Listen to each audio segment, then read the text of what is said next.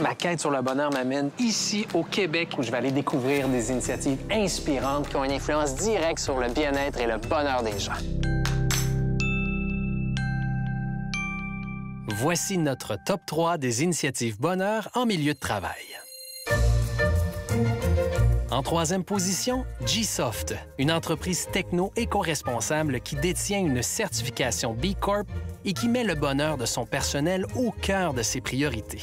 La compagnie laisse les employés gérer complètement leur horaire de travail, leur présence au bureau est optionnelle, un budget télétravail ainsi qu'un budget sportif est attribué aux employés. De plus, l'entreprise partage les profits avec l'ensemble de son équipe.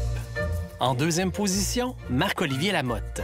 C'est un artiste visuel qui crée des murales ludiques et colorés qui font sourire. On peut voir ses œuvres sur les murs de plusieurs entreprises, dont Sidley, Zendesk ou le Café Pista. Sa mission? Enjoliver l'environnement et créer du bonheur avec son art. Et en première position, Gabriel Campeau, un agent du bonheur. Ce métier fait doucement son apparition dans les entreprises du Québec.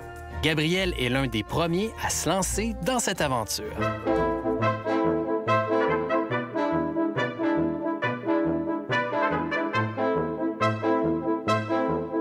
Bienvenue au Tableau Blanc, l'espace de coworking que j'ai fondé en janvier 2016.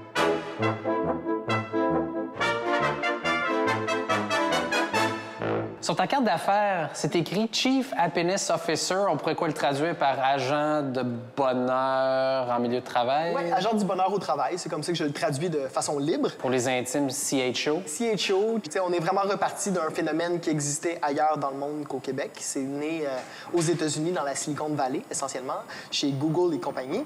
Leur défi, c'était le recrutement des nouveaux employés au niveau technologique. Comment les attirer quand tu le sais que dans la Silicon Valley, bien, il y a beaucoup de compétition au niveau technologique.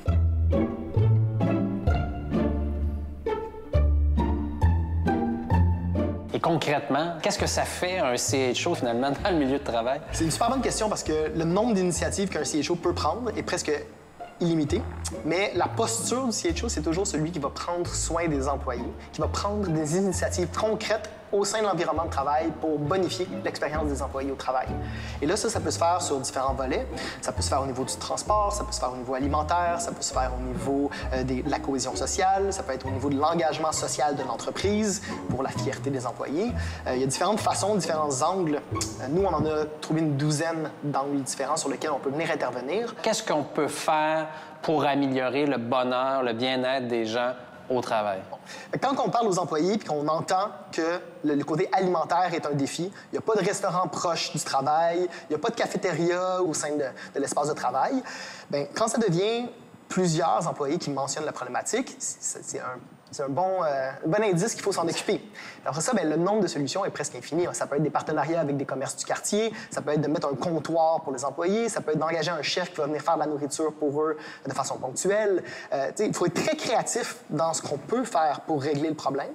Mais l'important, c'est d'être à l'écoute, comprendre qu'il y a un problème, mais surtout d'être proactif face au problème. C'est un message très clair aux employés qu'il y a une volonté, qu'il y a une écoute, puis qu'il y a un objectif d'améliorer la condition de travail pour eux aussi.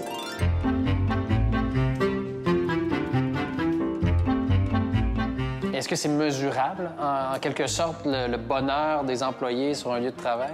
On peut mesurer le taux d'absentéisme.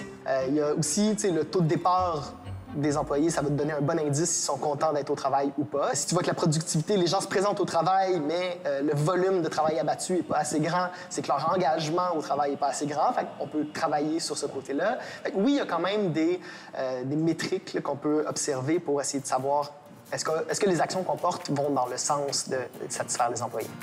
Et pour toi, le bonheur, c'est quoi la définition? Je me prétends pas avoir la solution toute faite pour qu'est-ce que le bonheur. Mais pour moi, le bonheur, ça passe par différents trucs, mais entre autres, l'engagement. Quand tu te commets à quelque chose, c'est une façon de se réaliser, puis de se réaliser, c'est une façon d'être heureux. Il y a autant de définitions du bonheur qu'il y a d'humains sur Terre, puis la tienne, je l'aime beaucoup alors. Merci. C'est gentil.